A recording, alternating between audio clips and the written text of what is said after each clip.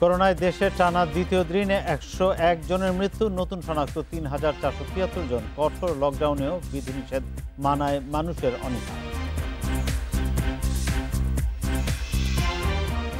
বাঁশখালীতে বকেয়া বেতন নিয়ে বিদ্যুৎ কেন্দ্রের শ্রমিকদের সঙ্গে পুলিশের সংঘর্ষে 5 জন নিহত, আহত 20 জন। দুটি তদন্ত কমিটি গঠন।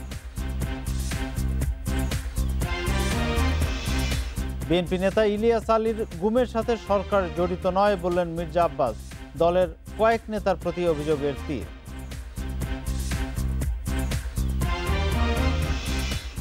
স্বাগত বিরতিহীন সংবাদ রাত 9টায় বাংলাদেশ। আপনাদের সঙ্গে আছি গোলাম কিবরিয়া। যাচ্ছি পুরো খবরে। করোনায় টানা দুদিন 101 জনের মৃত্যু দেখল দেশ।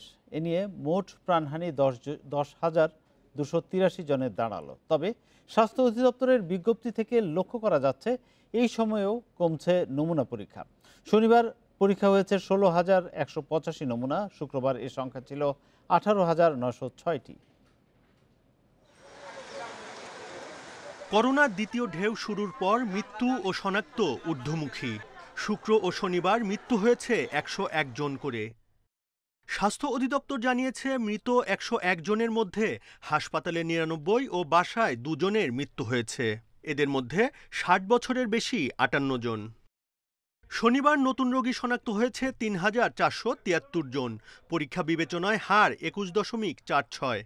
শুক্রবার শনাক্ত হয় 4,417 জন, হার 23.36। নতুন পরীক্ষা কমায় উদ্বেগ জানিয়েছেন জনস্বাস্থ্য বিশেষজ্ঞরা। বলছেন করোনা মোকাবিলায় অন্যতম উপায় পরীক্ষা বাড়ানো, রোগী শনাক্ত ও আইসোলেশন নিশ্চিত করা। এসব নিশ্চিত করা না গেলে পরিস্থিতি আরও খারাপ হওয়ার আশঙ্কা বিশেষজ্ঞদের। রোগী যদি এইভাবে অবলীলায় আরো বাড়তে থাকে তাহলে জনদুর্ভোগ কিন্তু চরমে পৌঁছাবে। সুতরাং এক্ষুনি এটি অত্যন্ত কঠিন পদক্ষেপ নেওয়া উচিত যাতে আর কোনো রোগীর সংখ্যা না বাড়ে। দেশে এ পর্যন্ত করোনা আক্রান্তের সংখ্যা 7,15,252 জন। সুস্থ হয়েছেন আরও 5,907 জন। এ নিয়ে মোট সুস্থ 6,08,815 জন।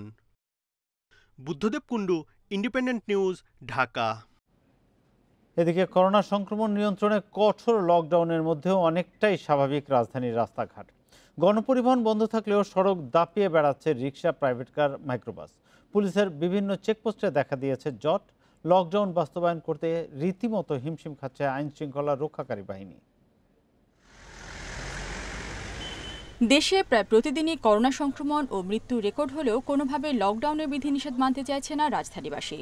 সরকারের পক্ষ থেকে অতি জরুরি কাজ, নিত্য প্রয়োজনীয় পণ্য ও ওষুধ কেনাকাটা ছাড়া বাইরে যাওয়ায় নিষেধাজ্ঞা দেওয়া হয়েছে। তবে তা না মেনে অনেকেই তুচ্ছ কারণে বের হয়েছেন রাস্তায়। যারা বের হয়েছেন তাদের অনেকের মুখে নেই মাস্ক। এটাই তো মাস্ক আমরা ব্যবহার করি, কাজের জন্য মেশিন চালাইতে হবে, মেশিন। গণপরিবহন বন্ধ থাকলেও সড়কে বেড়েছে রিক্সা চলাচল। সিএনজি, অটোরিকশা ও প্রাইভেট কারের সংখ্যাও প্রতিদিনই বাড়ছে। কোনো কোনো সড়কে দেখা দিয়েছে যানজট। পরিস্থিতি দেখে মনেই হয় না কঠোর লকডাউন চলছে। লকডাউনের আওতামুক্ত প্রতিষ্ঠানগুলো নিজেদের কর্মী পরিবহন করছে গাদাগাদি করে। ফলে ব্যাহত হচ্ছে স্বাস্থ্যবিধি, বাড়ছে সংক্রমণ ঝুঁকি। সামাজিক দূরত্বটা মেনটেন হয় না আসলে একই গাড়ির ভেতর, এই কারণে নিরুপায় হয়ে যাচ্ছে। কি করব বলেন, আমরা বারবার কমপ্লেইন করছি, এভাবে যাওয়া সম্ভব না। একজনের কোলে বসে আরেকজনের যেতে হচ্ছে। বাড়তি গাড়ির চাপ নিয়ন্ত্রণের পাশাপাশি অকারণে যারা বের হয়েছেন তাদেরকে আইনের আওতায় আনার চেষ্টা করছে পুলিশ। আজকে একটু গাড়ি বেশি পরিলক্ষিত হচ্ছে, আমরা ব্যবস্থা নিচ্ছি। অনেকে নানান অজুহাতে বের হওয়ার চেষ্টা করছে, আমরা এগুলো যাচাই বাছাই করতেছি। করার পরে যদি দেখি যে হ্যাঁ কেউ আইন লঙ্ঘন করতেছে তাহলে তাদের বিরুদ্ধে আমরা আইনগত ব্যবস্থা নিচ্ছি। কোনোভাবেই নিয়ন্ত্রণ করা যাচ্ছে না বাইক চালকদের। অ্যাপসের মাধ্যমে রাইড শেয়ারিং বন্ধ থাকলেও ভাড়ায় যাত্রী পরিবহন করছেন অনেকেই। রেশমি নন্দী, ইন্ডিপেন্ডেন্ট নিউজ। বকেয়া বেতনসহ 4 দফা দাবিতে চট্টগ্রামের বাঁশখালীতে এস আলম গ্রুপের মালিকানাধীন কয়লাভিত্তিক বিদ্যুৎ কেন্দ্রে পুলিশের সঙ্গে সংঘর্ষে 5 শ্রমিক নিহত হয়েছেন। আহত হয়েছেন 20 জন। গুলিবিদ্ধ 11 জনকে চট্টগ্রাম মেডিকেলে ভর্তি করা হয়েছে। ঘটনা তদন্তে পুলিশ এবং জেলা প্রশাসন আলাদা 2টি তদন্ত কমিটি গঠন করেছে। আত্মরক্ষার্থেই শ্রমিকদের উপর গুলি চালানো হয় দাবি পুলিশের। বাঁশখালী উপজেলার গন্ডামারা পশ্চিম বরঘুনায় বিদ্যুৎ কেন্দ্রে বকেয়া বেতন, ইফতারের সময় বিরতি সহ 4 দফা দাবি নিয়ে শ্রমিকদের মধ্যে অসন্তোষ চলছিল। শুক্রবারও এ নিয়ে মালিকপক্ষের দৃষ্টি আকর্ষণ করে শ্রমিকরা, কিন্তু আশ্বাস না পেয়ে শনিবার সকালে বিক্ষোভ শুরু করে শ্রমিকরা। পুলিশ বাধা দিলে শুরু হয় সংঘর্ষ। আমরা বলছি আমাদের দাবি নিয়ে যাবো চাইনিজের অফিসে, আমরা দাবি জানাবো ওদেরকে যে আমাদের দাবিটা মানলে আমরা কাজ করব। এইগুলা নিয়ে কথা কাটাকাটি হয়েছে। এক পর্যায়ে পুলিশরা আমাদেরকে ধাক্কাধাক্কি করে মারধর শুরু করছে। হুট করে দেখি গুলি শুরু করছে। আমরা কল্পনাও করতে পারিনি যে আমাদেরকে ডিউটির জন্য নিয়ে কেন ওরা গুলি করছে। গেটে যাওয়ার সাথে সাথেই তখন পুলিশ সামন দিকে আসছে, আইসা পুলিশ সরাসরি একটা গুলি করে দিল। প্রথমে গ্যাস ফায়ার করছে, এরপর সরাসরি সব লোকজন গুলি করে দিচ্ছে। এদিকে কোনো লোকজন কোনো বিশৃঙ্খলায় যায় না। লোকাল একটা রাজনৈতিক একটা দৌরাত্ম এখানে কাজ করতেছে আর কি, একটা রাজনৈতিক বিষয়। কারণ এই বাংলাদেশের প্রত্যন্ত জায়গা থেকে আসা শ্রমিকদের মধ্যে অস্ত্র থাকার কথা না। সংঘর্ষে গুলিবিদ্ধ 16 জনকে বাঁশখালী স্বাস্থ্য কমপ্লেক্সে নেওয়া হলে আহমেদ রেজা, রনি হোসেন, শুভ ও রাহাত নামে 4 শ্রমিককে মৃত ঘোষণা করেন চিকিৎসকরা। বাকিদের চট্টগ্রাম মেডিকেলে নেওয়া হলে সেখানে মারা যান রায়হান নামের আরও একজন। তো সেখান থেকে আমাদের এখানে প্রায় মৃত অবস্থায় আমরা 11:15টার দিকে আমরা 4 জন লাশ পেয়ে থাকি। পরবর্তীতে প্রায় আরো 12 জনের মতো আহত অবস্থায় আমরা পেয়েছিলাম। ম্যাক্সিমামই বলা যায় তাদের গুলিবিদ্ধ অবস্থা ছিল। সংঘর্ষের পর ঘটনাস্থল পরিদর্শন করেন চট্টগ্রাম রেঞ্জের ডিআইজি সহ পুলিশের ঊর্ধ্বতন কর্মকর্তারা।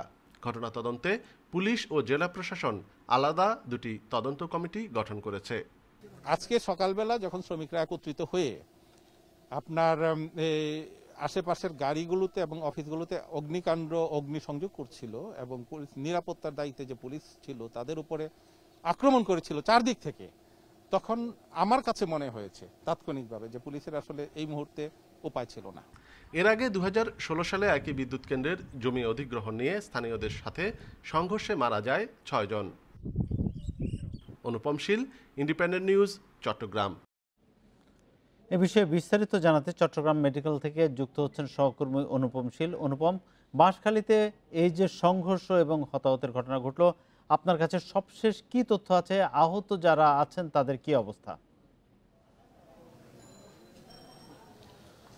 আমি এখন আছি চট্টগ্রাম মেডিকেল কলেজের সামনে এবং এখানে সর্বশেষ যেই তথ্য সেটি হচ্ছে যে 4 জন বাঁশখালী স্বাস্থ্য কেন্দ্রে যারা মারা গিয়েছিলেন, অর্থাৎ রেজা, রনি, শুভ এবং রাহাত, তাদেরকে এখন আমরা যেই মর্গটি দেখাচ্ছি সেখানে এনে রাখা হয়েছে, অর্থাৎ তাদের মরদেহ এখানে নিয়ে আসা হয়েছে। এবং পাশাপাশি এখানে আগে থেকে যে চট্টগ্রাম মেডিকেল কলেজ হাসপাতালে যিনি মারা গিয়েছিলেন রায়হান শ্রমিক, তার মরদেহ রয়েছে, অর্থাৎ 5 জনের মরদেহই এখন এখানে রয়েছে। আর এর বাইরে আসলে এখন এখানে মর্গের সামনে যে সমস্ত মরদেহ তাদের আত্মীয় স্বজন, শ্রমিকদের তারা এসেছেন এবং এক্ষেত্রে পরবর্তী যে আইনানুগ কার্যক্রম অর্থাৎ ময়নাতদন্ত সহ এরপরে শ্রমিকদের কাছে এই সমস্ত মরদেহ হস্তান্তর করা, সেই বিষয়টি অনুষ্ঠিত হবে। এবং ইতিমধ্যে এখানে চট্টগ্রাম মেট্রোপলিটন পুলিশের একটি তৎপরতা আমরা লক্ষ্য করছি।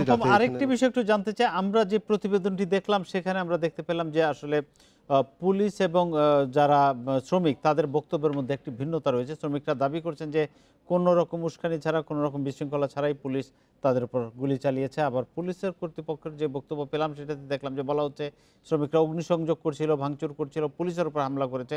তো আসলে আপনার কি আপনি দেখেছেন সেটি একটু জানতে চাই। 2 রকম বক্তব্য আমরা পাচ্ছি। না, এখানে মূলত যে বিষয়টি নিয়ে এই সমস্যা, এটি আজকেই তৈরি হয়েছে, বিষয়টি এরকম নয়। আমরা যদি একটু বিস্তারিত ভাবে বলতে চাই তাহলে কিন্তু গত কয়েকদিন ধরেই শ্রমিকদের মধ্যে এই যে অসন্তোষ সেটি চলে আসছিল, সেটি বেশ কয়েকটি বিষয়কে ঘিরে। এবং এর মধ্যে অন্যতম যে বিষয়টি হচ্ছে সেটি তাদের যে বকেয়া বেতন, পাশাপাশি ইফতারের সময়ে এই রমজানের মধ্যে 1 ঘন্টা কম চাকরি করা বা 1 ঘন্টা কম কাজ করা, এর বাইরে যেটি আরো বেশ কয়েকটি বিষয়, অর্থাৎ তাদের নিয়মিত পরিষ্কার পরিচ্ছন্ন পানি তাদেরকে সরবরাহ করা, তাদের চাকরিচ্যুত করতে হলে আগে থেকে 1 মাস আগের একটি নোটিশ দেওয়া, এই ধরনের কিছু বিষয় নিয়ে আসলে গত কয়েকদিন ধরেই শ্রমিকদের মধ্যে একটি অসন্তোষ চলছিল। এবং সেই প্রেক্ষাপটে আমরা যেটি জেনেছি যে এই বিষয়টিকে ঘিরে যে উষ্মাটি শ্রমিকদের মধ্যে তৈরি হয়েছিল সেটি আজকে সকালে তারা আবার এখানে কর্তৃপক্ষের যে অফিস সেই অফিসের সামনে তারা বিক্ষোভ করে এবং সেক্ষেত্রে কর্তৃপক্ষ কিন্তু এই সময়ে তাদের দাবিগুলো মেনে নিয়েছিল এরকম একটি খবর আমরা জেনেছি বিভিন্ন পক্ষে কথা বলে এবং তারপরও কিন্তু শ্রমিকদের একটি বড় অংশ সেই ব্যাপারে নিশ্চিত হতে পারছিলেন না। তারা কিন্তু সেখানে যখন পুলিশরা গিয়ে সেই বিষয় শ্রমিকদেরকে বোঝানোর চেষ্টা করে এক পর্যায়ে পুলিশের সাথেই তাদের ধাওয়া পাল্টা ধাওয়া এবং সংঘর্ষ এবং আমরা এখানে আজকে যেটি বলতে চাচ্ছি যে শ্রমিকরা কিন্তু ইট নিক্ষেপ করে ইট পাটকেল নিক্ষেপ করে 3 জন পুলিশও কিন্তু এই ঘটনায় আহত হয়েছে। তো সেই প্রেক্ষাপটে কিন্তু এই সংঘর্ষটি ছড়িয়ে পড়ে এবং পুলিশ আমাদেরকে যেটি জানিয়েছে যে কিন্তু সেই সময় অন্তত 50টির মতো গাড়ি কিন্তু এই প্রকল্প কার্যালয় এবং তার আশেপাশের যে এলাকা প্রকল্প এলাকা সেখানে পুড়িয়ে দেওয়া হয়েছে, গোডাউনে আগুন দেওয়া হয়েছে, বেশ কিছু মালামাল পুড়ে ফেলা হয়েছে। সেই প্রেক্ষাপটে পুলিশের উপরে যখন হামলা হয়েছে পুলিশের দাবি অনুযায়ী কিন্তু সেখানে এই গুলিবর্ষণের ঘটনা ঘটেছে। অনুপম, আরেকটি বিষয়, এই যে তদন্ত কমিটি দুটি গঠিত হয়েছে তারা কি কাজ শুরু করেছে? তারা কবে নাগাদ তাদের প্রতিবেদন জমা দেবে? হ্যাঁ, এক্ষেত্রে যে দুটি তদন্ত কমিটি গঠন হয়েছে, একটি জেলা প্রশাসনের পক্ষ থেকে এবং আরেকটি রেঞ্জ পুলিশের পক্ষ থেকে। তো রেঞ্জ পুলিশের পক্ষটি 3 সদস্য বিশিষ্ট এবং জেলা প্রশাসনের কমিটিটি 4 সদস্য বিশিষ্ট এবং পুলিশের যে কমিটি গঠন হয়েছে সেখানে মূলত আগামী 7 দিনের মধ্যে এই তদন্ত প্রতিবেদন দিতে দেওয়া হবে এরকম একটি বিষয় জানানো হয়েছে। আর যদিও জেলা প্রশাসনের বিষয়টি কিন্তু স্পষ্ট করে বলা হয়নি যে কতদিনের মধ্যে এই প্রতিবেদনটি দেওয়া হবে।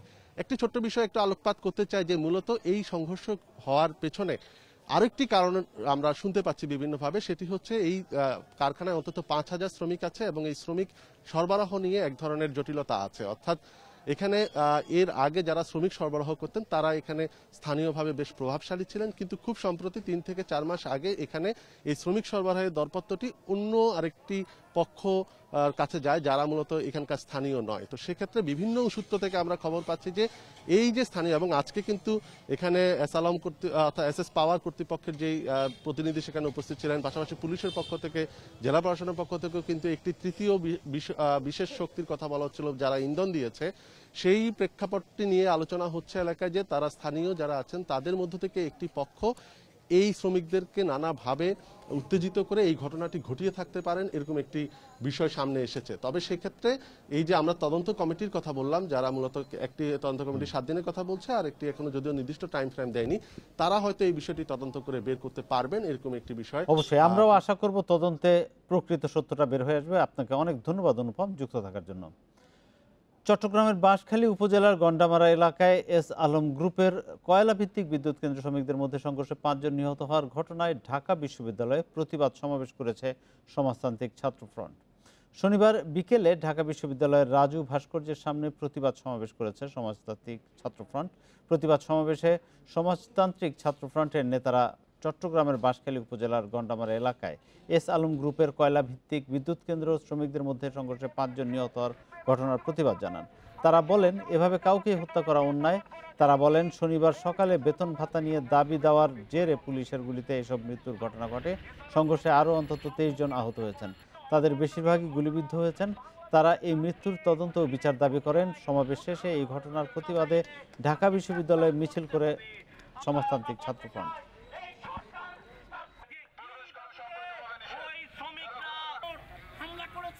3 মাসের বকেয়া বেতনের দাবিতে শ্রমিকরা বিক্ষোভ করছিল। তাদের সেই পাওনা দেয়া তো দূরের কথা, বরং সেখানে পুলিশি হামলা চালিয়ে 5 জন শ্রমিককে গুলি করে মেরে ফেলা হয়েছে। 25 জন হাসপাতালে সেখানে কাতরাচ্ছে। যে পুলিশ কর্মকর্তা যারা গুলি করে হত্যা করেছে তাদের অবিলম্বে বিচার আওতায় এনে 24 ঘন্টার ভিতর শাস্তি নিশ্চিত করতে হবে। রমজান উপলক্ষে গত বছরের তুলনায় প্রতিটি পণ্যের চাহিদার চেয়ে 12 গুণ বেশি মজুদ রেখেছে টিসিবি। 3-4 মাস আগেই এই প্রস্তুতি নেওয়া হয়েছে বলে জানিয়েছেন বাণিজ্য সচিব। নিত্যপণ্যের দাম নিয়ন্ত্রণে ভোক্তা অধিকার সংরক্ষণ অধিদপ্তর, জেলা প্রশাসন সহ সবাই একসঙ্গে কাজ করছে বলেও জানান তিনি। টিসিবির পণ্য সরবরাহ ব্যবস্থা ও বাজার তদারকির লক্ষ্যে রাজধানীর শান্তিনগর বাজারে যান বাণিজ্য মন্ত্রণালয়ের সিনিয়র সচিব জাফর উদ্দিন। এ সময় তার সাথে ছিলেন টিসিবির চেয়ারম্যান সহ মন্ত্রণালয়ের কর্মকর্তারা। বাণিজ্য সচিব জানান, টিসিবির কাছে অন্যান্য বছরের তুলনায় এবছর 12 গুণ বেশি পণ্য মজুত রয়েছে। পর্যাপ্ত মজুত থাকায় অযথা আতঙ্কিত না হতে সবার প্রতি আহ্বান জানান তিনি।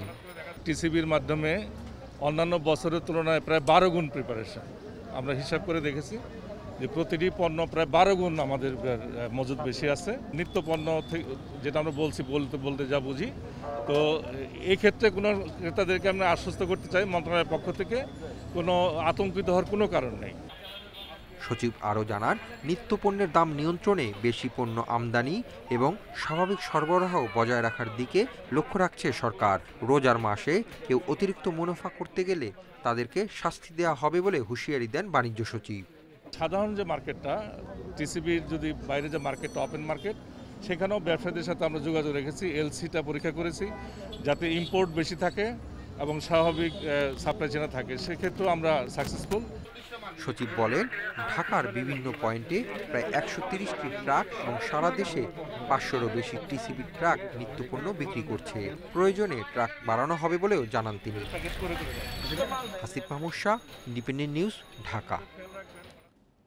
নোংরা ও অস্বাস্থ্যকর পরিবেশে তৈরি হচ্ছে মানহীন নুডলস। নিজেদের ইচ্ছে মতো দেওয়া হচ্ছে মেয়াদ উত্তীর্ণের তারিখ। এদিকে অ্যারারুটের সাথে ক্ষতিকর রং মিশিয়ে তৈরি হচ্ছে টমেটোর সস। এসব নুডলস এবং সস সরবরাহ করা হচ্ছে রাজধানী সহ দেশের বিভিন্ন খাবারের দোকানে, যা মানবদেহের জন্য ক্ষতিকর বলছেন চিকিৎসকরা। তবে এসব ভেজাল নিয়ন্ত্রণে লোকবল সংকটের অজুহাত দিচ্ছে নিরাপদ খাদ্য কর্তৃপক্ষ। বাঙালির খাদ্য তালিকায় এখন জনপ্রিয় নাম নুডলস। নামবিহীন এক নুডলস কারখানার খোঁজ মিলেছে কেরানীগঞ্জে। কারখানার পরিবেশ নোংরা, অস্বাস্থ্যকর। শ্রমিকদের শরীরের ঘাম মিশছে নুডলসের সাথে। হাতে গ্লাভস আছে ঠিকই, কিন্তু তা কয়েকদিনের পুরনো এবং নোংরা। যে কক্ষে তৈরি হচ্ছে সেখানে মাছির রাজত্ব। নুডলস প্যাকেটজাত করে মেয়াদের তারিখ দেওয়া হচ্ছে ইচ্ছে মতো, নেই কারখানার অনুমোদনও। চাইনিজ হোটেল যে জায়গাতে যা আছে না, এই জায়গাটা সব জায়গাতে দেওয়া। আমার ছেলে সব কিছু বলে দিবে না যে এই যা দেয়। মনে করেন আজকে ছাপাই আনে 4-5 যে কদিন চলে সে কদিন চলে আবার করি। নুডলসের স্বাদ বাড়াতে জুড়ি নেই টমেটো সসের। এবার কেরানীগঞ্জে মিলল ভেজাল টমেটো সসের কারখানা। অপরিষ্কার পানিতে অ্যারারুট মিশাচ্ছেন এই ব্যক্তি, এরপর তাতে মিশানো হবে ক্ষতিকর রং। মজুত করা হয়েছে পচা টমেটো পাল্প। এরপর এখান থেকে তৈরি করা এসব ভেজাল টমেটো সস পৌঁছে যাচ্ছে মানুষের হাতে। আমি যদি মনে করি এই কারখানা করে যদি মনে করি কোটি কোটি টাকা বা লক্ষ লক্ষ টাকা উপার্জন করতে পারতাম, তাহলে আমার সমর্থ কিছু থাকতো। এটা আমরা পেটে ব্যথা কোনো রকম চলি, এই হিসাবে আমরা কি করতেছি। এটার মধ্যে আপনি বলতেছেন আপনাকে আমি দিয়ে দিই, কিছু প্রোডাক্ট দিয়ে দিই, আপনি বাচ্চায় খাওয়ার পরে আমার নাম নেবেন।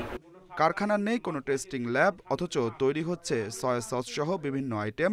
এখানেও এসব খাদ্যপণ্য বোতলজাতের সময় ইচ্ছে মতো দেওয়া হচ্ছে মেয়াদ উত্তীর্ণের তারিখ। এই সস স্বাস্থ্যের জন্য মারাত্মক ক্ষতিকর বলছেন চিকিৎসকেরা।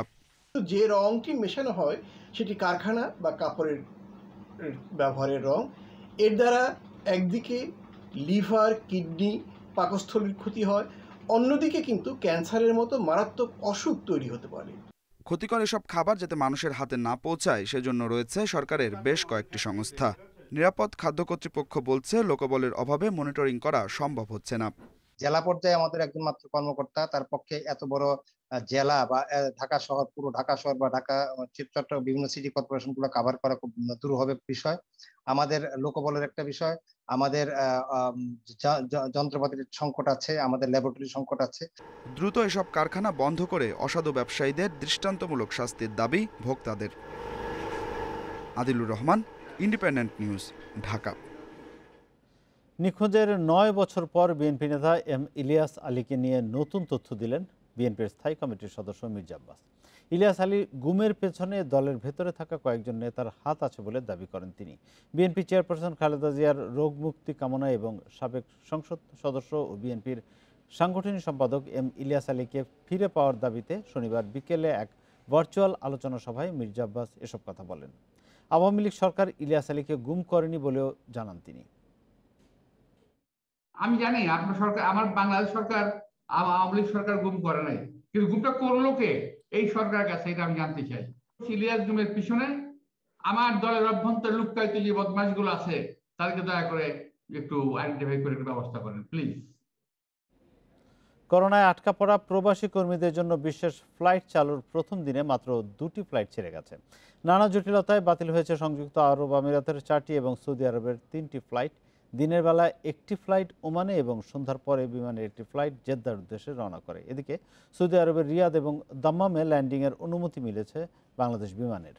রাত 3টায় প্রথম ফ্লাইট দিয়ে এই 2 রুটে নিয়মিত বিমান চলাচল করবে জানিয়েছেন কর্তৃপক্ষ। আটকে পড়া প্রবাসী কর্মীদের 5টি গুরুত্বপূর্ণ শ্রমবাজারে নিয়ে যেতে শনিবার থেকে শতাধিক বিশেষ ফ্লাইটের অনুমোদন দেয় সরকার। বিমানসহ মোট 12টি দেশি বিদেশি এয়ারলাইন্স যাত্রী পরিবহন করবে। তবে সৌদি কর্তৃপক্ষের ল্যান্ডিং অনুমতি না পাওয়ায় বিমানের বিশেষ ফ্লাইটটি রিয়াদের উদ্দেশ্যে যাত্রা করেনি। আর পর্যাপ্ত যাত্রী না পাওয়ায় বাতিল হয়েছে দাম্মামের একটি ও দুবাইয়ের 2টি সহ মোট 6টি ফ্লাইট। এদিকে ফ্লাইট না যাওয়ায় বিপদে পড়েছেন যাত্রীরা। সময় ও অর্থ ব্যয় হলেও যেতে পারেননি কর্মস্থলে। এদিকে অনেকের ভিসার মেয়াদও প্রায় শেষ। এ অবস্থায় কাজে যোগ দেয়া নিয়ে সংশয়ে তারা। 3বার আইছি ঢাকা শহর, 3বার আমার ফ্লাইটটা ক্যান্সেল করা হয়েছে কেন? ধরলে যদি ভালো না লাগে আমাদেরকে গুল্লি করে মারলাম, হেড এক বালা, ঠিক আছে? কারণ আমনে আমাদের সবকিছু নেওয়া শেষ, এখন আমরা বিমানে উঠতাম, এই টাইমে আমনে ক্যান্সেল করে দিতেছে, এটা কোন হিসাবে? আমাদেরকে বলে যা মতিঝিল হোটেল আবার যামু, 200 টাকার ভাড়া 600 টাকা দিয়েছি, এখন আমরা যামু বিমান উঠবো, বাংলাদেশি টাকার কোনো দাম আছে? ফ্লাইট কেন বাতিল হয়েছে তা খতিয়ে দেখার আশ্বাস দিয়েছেন সিভিল এভিয়েশন চেয়ারম্যান। আর বিমান কর্তৃপক্ষ জানিয়েছে ফ্লাইট বাতিল হওয়া যাত্রীদের পাঠানোর বিষয়ে আলোচনা করা হচ্ছে। আমরা এখনো চেষ্টা করছি দ্রুত যেন আপনাদেরকে পাঠাতে পারি, পারলে আজকে রাত্রেই পাঠাতে পারি সেই চেষ্টা করা হচ্ছে। যে সবই তো আমাদের উপর হাতে নাই, বাট আমরা সর্বোচ্চ চেষ্টা আপনাদের জন্য করবই। যেহেতু বাতিল করা হয়েছে, এটা কেন তুমি বাতিল করলে সেই প্রশ্ন আপনারা যেমন আমাকে সামনে পেয়ে বলতে পারছেন যে এটা না করে এটা করতে পারলেন কেন। আমরা পত্র, ইমেল এগুলি অব্যাহত রেখেছি, যেমনটি স্যাররা বললেন। এখানে কারো কোনো আন্তরিকতার অভাব নেই। আমরা আপনাদের জন্য হোটেল বরাদ্দ রেখেছি। যাদের ভিসার মেয়াদ শেষ হয়ে যাচ্ছে তাদের ভিসার মেয়াদ বাড়ানোর বিষয়ে সংশ্লিষ্ট দেশের সঙ্গে আলোচনা করা হচ্ছে বলে জানিয়েছেন পররাষ্ট্র সচিব। ইফাত আরা, ইন্ডিপেন্ডেন্ট নিউজ।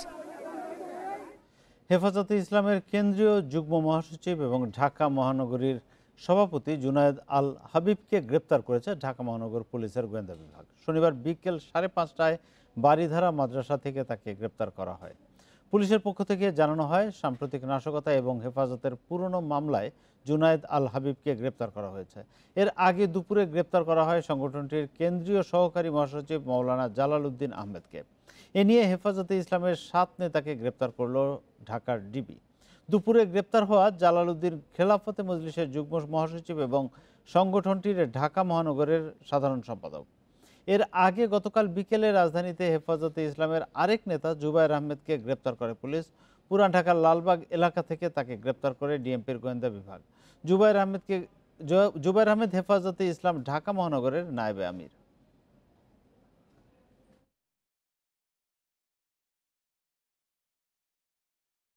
হেফাজতের যুগ্ম মহাসচিব কেন্দ্রীয় এবং ঢাকা মহানগরের সভাপতি জুনায়েদ আল হাবিবি আজকে গ্রেপ্তার হয়েছে বারিধারা থেকে। তার বিরুদ্ধে যে পুরাতন 2013 সালের মামলাও আছে, বর্তমান যে মামলাগুলো হয়েছে সেগুলো তো ওয়ান্টেড। দেশের সাম্প্রদায়িক অপশক্তিকে পরাজিত করা হবে বলে ঐতিহাসিক মুজিবনগর দিবসে মন্তব্য করেছেন আওয়ামী লীগের সাধারণ সম্পাদক ওবায়দুল কাদের।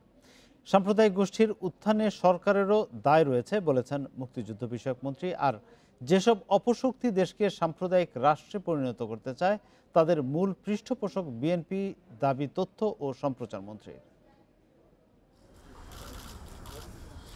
ঐতিহাসিক মুজিবনগর দিবস উপলক্ষে সকালে ধানমন্ডি 32 নম্বরে জাতির পিতা বঙ্গবন্ধু শেখ মুজিবুর রহমানের প্রতিকৃতিতে দলের সাধারণ সম্পাদক ওবায়দুল কাদেরের নেতৃত্বে শ্রদ্ধা নিবেদন করেন আওয়ামী লীগের সিনিয়র নেতৃবৃন্দ। শ্রদ্ধা নিবেদন শেষে দলের সাধারণ সম্পাদক ও সড়ক পরিবহন ও সেতু মন্ত্রী গণমাধ্যমকে বলেন, দেশে করোনা প্রতিরোধের চ্যালেঞ্জ মোকাবিলার পাশাপাশি সাম্প্রদায়িক অপশক্তিকে পরাজিত করা হবে। স্বাধীনতার চেতনার শত্রু সাম্প্রদায়িকতাকে রুখতে হবে, প্রতিহত করতে হবে, পরাজিত করতে হবে।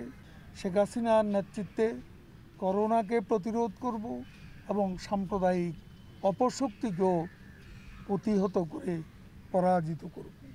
বঙ্গবন্ধুর প্রতিকৃতিতে শ্রদ্ধা নিবেদন শেষে মুক্তিযুদ্ধ বিষয়ক মন্ত্রী মোজাম্মেল হক বলেন, আইনানুগভাবে হেফাজতকে বিচারের সম্মুখীন হতে হবে।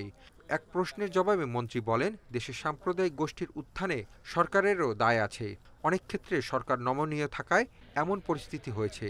৭১ সালের পাকিস্তানিরা যা যা করেছে সেই অনুকরণেই তারা এই ২৬শে মার্চ থেকে ২৮শে মার্চ পর্যন্ত সেই তাণ্ডব তারা চালিয়েছে।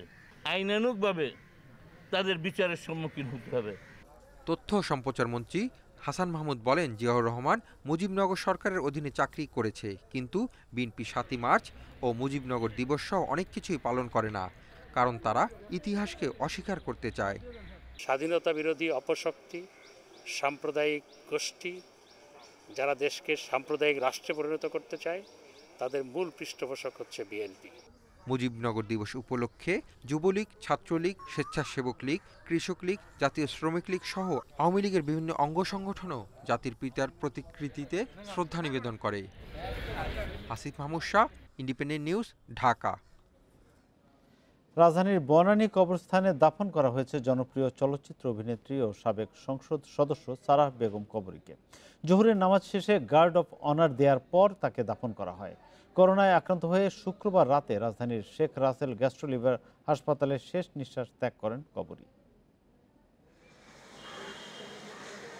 গত ৫ এপ্রিল করোনা শনাক্ত হবার পর কুর্মিটোলা জেনারেল হাসপাতালে ভর্তি করা হয় কবরীকে।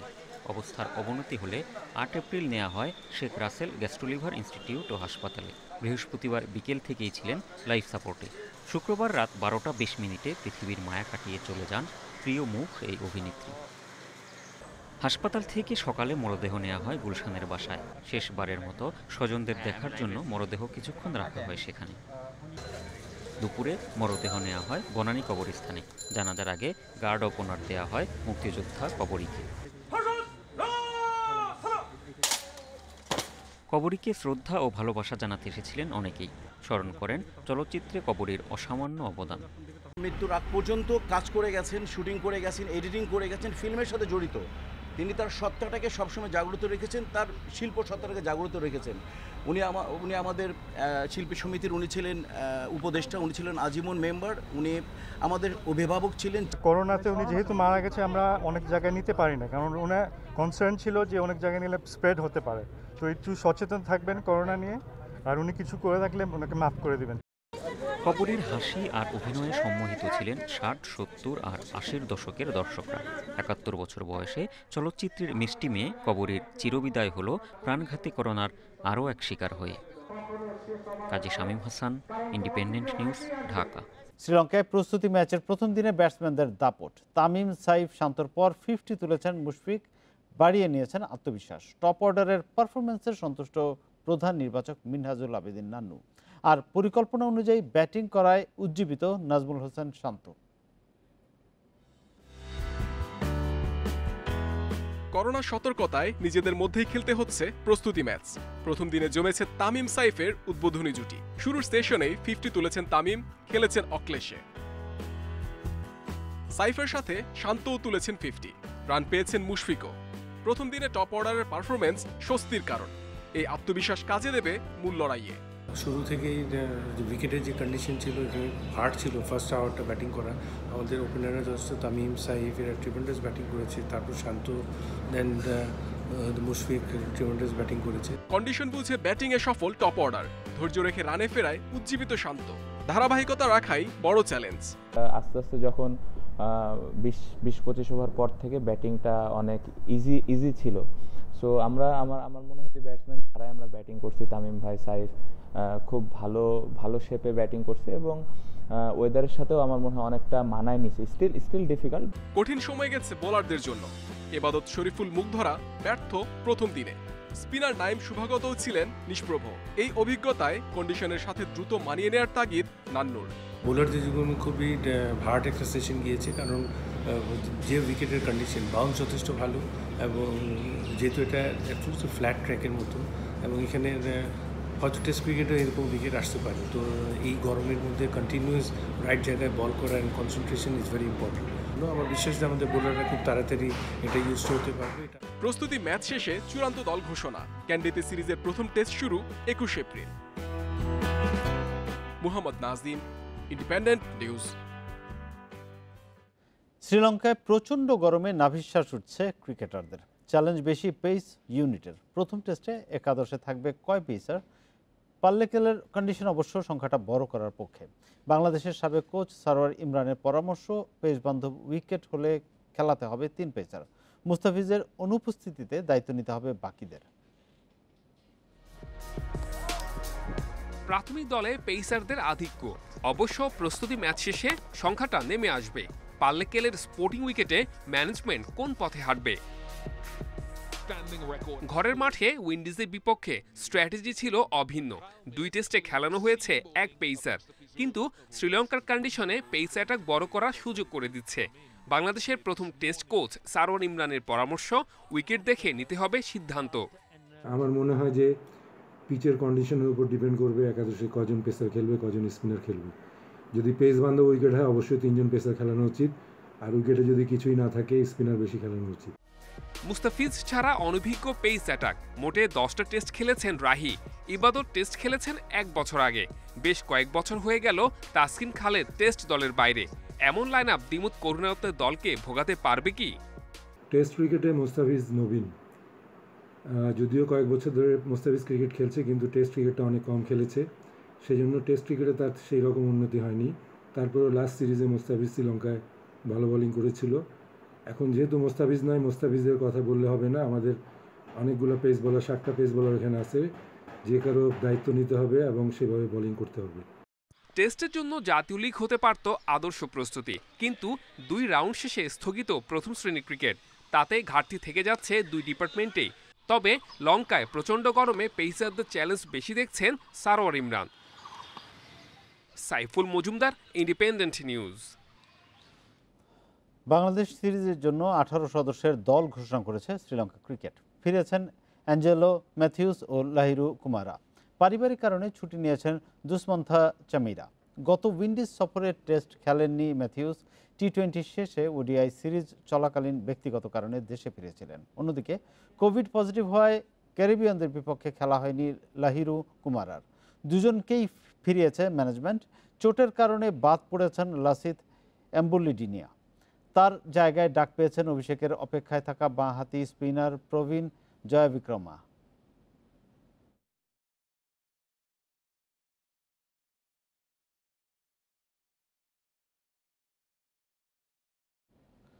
কোপা দেল রের ফাইনালে লড়বে বার্সেলোনা এবং অ্যাথলেটিক বিলবাও। বার্সার দায়িত্ব নেওয়ার পর প্রথম শিরোপা জিততে মরিয়া রোনাল্ড কোম্যান। অন্যদিকে সাম্প্রতিক বাজে পারফরমেন্সের পরও মেসিদের শক্ত পরীক্ষা নিতে চায় বিলবাও। শিশুদের উপর আস্থা রাখছেন কোচ গার্সি টোরাল। ম্যাচ শুরু বাংলাদেশ সময় রাত 1:30টায়।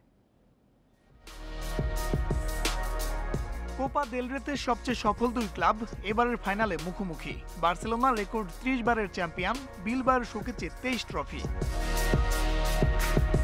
2 মৌসুম বাদে শ্রেষ্ঠত্বে ফিরতে মরিয়া বার্সা। কোচ রোনাল্ড কোম্যানের জন্য বিশেষ ম্যাচ। দায়িত্ব নিয়ে প্রথম শিরোপা জিতে স্বস্তি ফেরানোর সুযোগ তার সামনে। এল ক্লাসিকো হারের তিক্ততার সঙ্গী করে নামবে ব্লুগ্রানা। বিলবাও পরীক্ষায় জেরার্ড পিকে ফিরতে প্রস্তুত। ফ্রন্টলাইনে মেসি ডেম্বেলের সাথে গ্রিজম্যানে আস্থা রাখতে চান কোম্যান। বার্সার মতো দলকে কোচিং করালে আপনাকে ট্রফি জিততেই হবে। ফাইনাল ঘিরে আমরা সর্বোচ্চ প্রস্তুতি নিয়েছি। বিলবাও চেনা প্রতিপক্ষ, সম্প্রতি ওদের সঙ্গে কয়েকবার দেখা হয়েছে, তবে এসব দূরে ঠেলে ট্রফি জেতাই আমাদের মূল উদ্দেশ্য। বিলবাও সম্প্রতি বাজে সময় পার করছে। সবশেষ 6 ম্যাচে জেতেনি ওরা। লিগে অবস্থান 11 নম্বরে। তারপরেও বার্সাকে সহজেই ছাড়বে না দ্য লায়ন্স।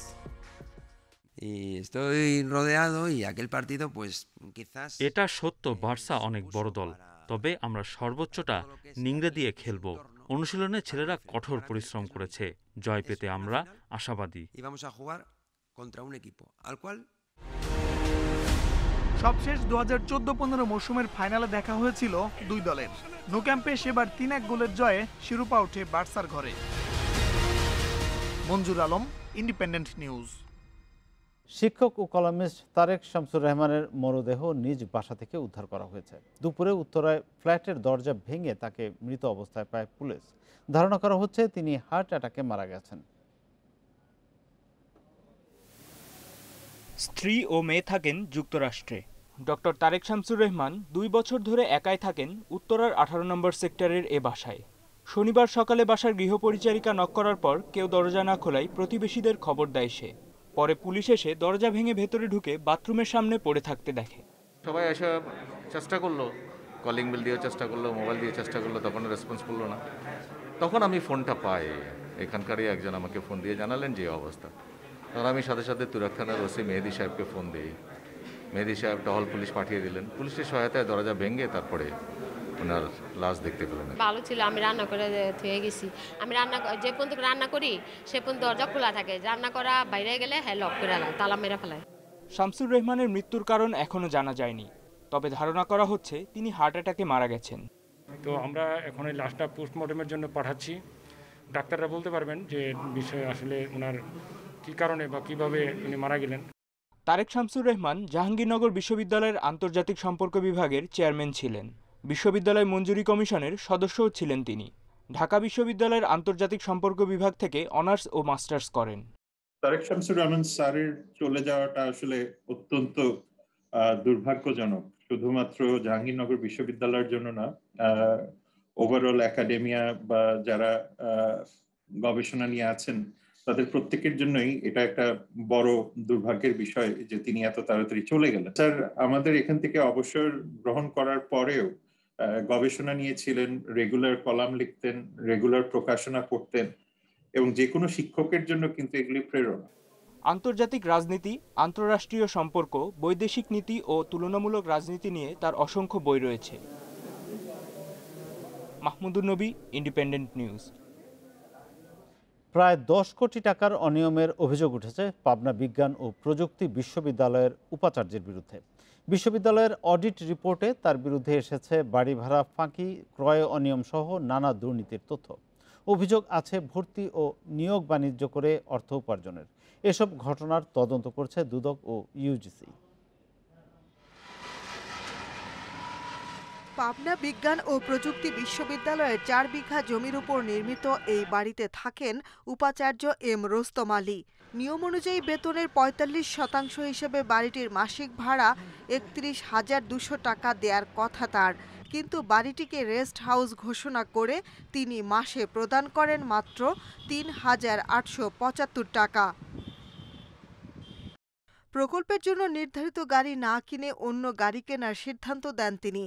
আবার সেই গাড়ি ব্যক্তিগত কাজে 2 বছর ব্যবহারের পর বাতিল করে কেনেন কোটি টাকার অন্য গাড়ি। এছাড়া ভর্তি ও শিক্ষক নিয়োগ বাণিজ্য, কর্মচারীদের বেতন বিলের নামে ভুয়া রসিদ বানিয়ে অর্থ আত্মসাতের অভিযোগও উঠেছে অধ্যক্ষের বিরুদ্ধে। অনেকগুলো ক্ষেত্রে এত বেশি অনিয়ম এবং আমরা প্রায় 20 কোটি টাকার অডিট আপত্তির যে বিষয়টি আমরা দেখেছি। দীর্ঘ সময় আমার অধ্যাপক পদের পদোন্নতিও কিন্তু আটকে রেখেছেন এবং অন্তত 10টা শোকজ করেছেন আমাকে। এসব বিষয়ে যোগাযোগ করলে সব অভিযোগ মিথ্যা বলে দাবি করেন উপাচার্য। কিছু মানুষ আক্রোশের কারণে এসব কথা ছড়াচ্ছে বলেন তিনি। সরকারি অডিট যদি বলে যে বাসা ভাড়া ফেরত দিতে হবে, ফেরত দিয়ে দেবো। গাড়ি ব্যাপারে ওরকম যদি বলে যে সরকার যে গাড়ি ফেরত দিতে হবে, ফেরত দিয়ে দেবো, আমার কোনো অসুবিধা নেই। বিশ্ববিদ্যালয়ে যেভাবে চলেছে আগে সেটা যদি চলতে দিতাম তাহলে এটা কিছুই হতো না। তাদেরকে ওইভাবে চলতে দিচ্ছি না দেখেই তো আমার উপরে এরকম আক্রোশ। এদিকে বিশ্ববিদ্যালয়ের সরকারি অডিটেও উঠে এসেছে উপাচার্যের বিরুদ্ধে নানা অনিয়ম দুর্নীতির চিত্র। অভিযোগ তদন্ত করতে গত 28 জানুয়ারি কাজ শুরু করে দুদকের 3 সদস্যের দল।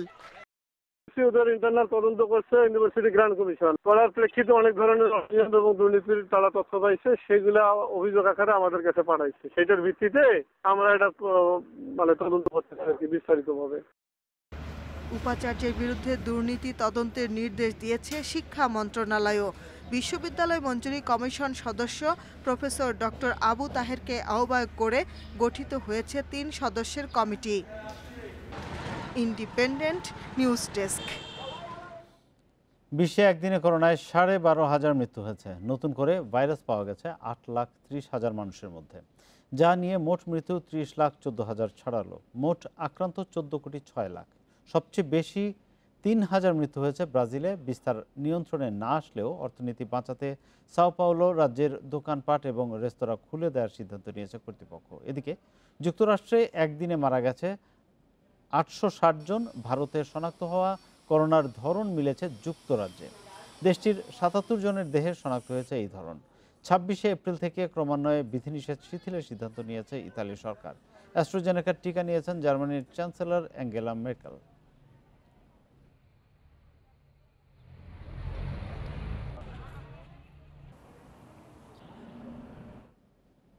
দ্বিতীয় ধাপের করোনার থাবায় বিপর্যস্ত ভারত।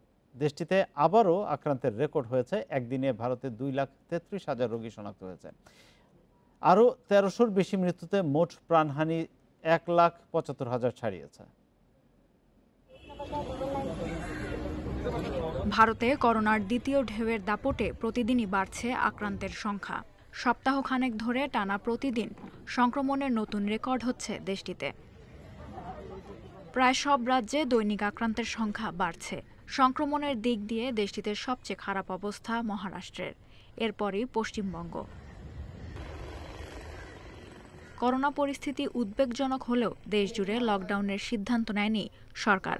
তবে রাজ্য পর্যায়ে কঠোর বিধিনিষেধ দিয়ে চলছে করোনা সংক্রমণের মোকাবিলা। দিল্লি ও রাজস্থানের শুক্রবার সন্ধ্যা থেকে 1 সপ্তাহের কারফিউ জারি করা হয়েছে। উত্তরপ্রদেশে মাস্ক না পরলে 10,000 রুপি পর্যন্ত জরিমানা করা হবে বলে জানিয়েছেন রাজ্যের মুখ্যমন্ত্রী যোগী আদিত্যনাথ। কেরালায় সংক্রমণ ঠেকাতে করোনার গণপরীক্ষার সিদ্ধান্ত নিয়েছে কর্তৃপক্ষ। 30 এপ্রিল পর্যন্ত স্কুল বন্ধ রাখছে হরিয়ানা। মধ্যপ্রদেশে স্কুল পরীক্ষা বাতিল করা হয়েছে।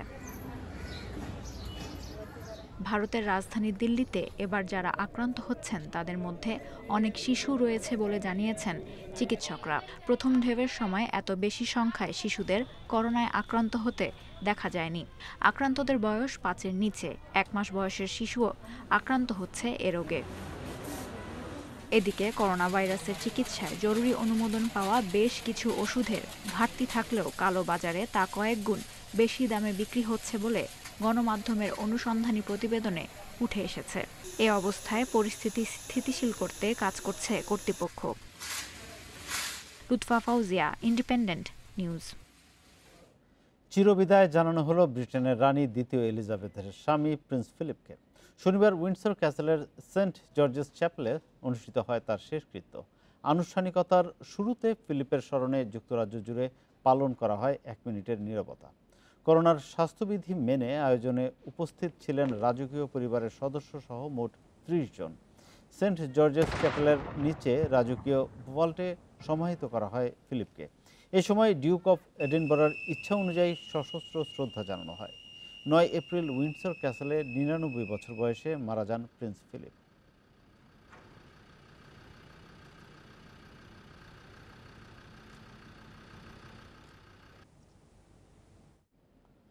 করোনা নিয়ন্ত্রণে সবচেয়ে বেশি সফলতা দেখিয়েছে চীন। প্রায় সবকিছুই স্বাভাবিকভাবে চলছে সেখানে। ফলে করোনার টিকা নিতে খুব একটা আগ্রহ দেখাচ্ছে না দেশটির মানুষ। তাই টিকা নিতে আগ্রহ বাড়াতে বিনামূল্যে ডিম উপহার বা মূল্য ছাড়ের কুপন দেওয়ার মতো উদ্যোগ নিয়েছে চীন সরকার। প্রাণঘাতী করোনা ভাইরাসের সংক্রমণ শুরু হয় চীনের হুবেই প্রদেশের উহানে।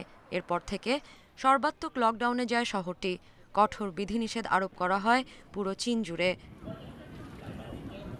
সঠিক সময়ে কার্যকর পদক্ষেপের কারণে কয়েক মাসের মধ্যেই করোনা নিয়ন্ত্রণে সফল হয় চীন। স্বাভাবিক জীবনে ফেরে মানুষ। ভাইরাস নিয়ন্ত্রণে আসার পাশাপাশি টিকার কার্যকারিতা নিয়ে সংশয়ের কারণে করোনা ভ্যাকসিন নিতে অনীহা দেখায় চীনের নাগরিকরা। তাই টিকা নিতে উদ্বুদ্ধ করার লক্ষ্যে নতুন কৌশল নিয়েছে চীন। 60 বছরের বেশি বয়সী যারা টিকা নিচ্ছেন তাদেরকে উপহার হিসেবে দেয়া হচ্ছে ডিম। এছাড়া কেনাকাটার ক্ষেত্রেও তারা পাচ্ছেন বিশেষ মূল্য ছাড়। এত ধরনের দাবি করা হয়েছে যে আমি বিভ্রান্ত ছিলাম। প্রথম থেকে যদি আমাদের বলা হতো ষাটোর্ধ্বদের টিকা দেওয়া জরুরি এবং ভালো কাজ করে, তাহলে আমি শুরুতেই টিকা নিতাম, সমাজের বোঝা হতাম না। বেইজিংয়ের একটি মন্দিরে আবার ভ্যাকসিন নেয়ার প্রমাণ দিতে পারলে দেয়া হচ্ছে বিনামূল্যে প্রবেশের অনুমতি। প্রথমে আমার সহকর্মীরা ভ্যাকসিন নিতে চায়নি, এরপর যখন বলা হলো ভ্যাকসিন না নিলে আমরা কাজে আসতে পারবো না, তখন আমরা সবাই টিকা নেই, কোনো অসুবিধাও হয়নি। ভিন্নধর্মী এই কৌশলে বেশ সাড়াও পাওয়া গেছে। শুরুর স্থবিরতা কাটিয়ে গতি এসেছে চীনের টিকা কার্যক্রমে। ১৪০ কোটি নাগরিকের দেশ চীনে ৫৬ কোটি মানুষকে জুনের মধ্যে টিকার আওতায় আনার লক্ষ্য দেশটির সরকারের। সাদিয়া ফ্রেন, ইন্ডিপেন্ডেন্ট নিউজ। আর এই ছিল বিরতিহীন সংবাদ রাত ৯টায় বাংলাদেশে। ইন্ডিপেন্ডেন্ট টেলিভিশনের সব খবর আরও বিস্তারিত জানতে চোখ রাখুন আমাদের ফেসবুক, ইউটিউব এবং টুইটারে। সাথে থাকার জন্য ধন্যবাদ।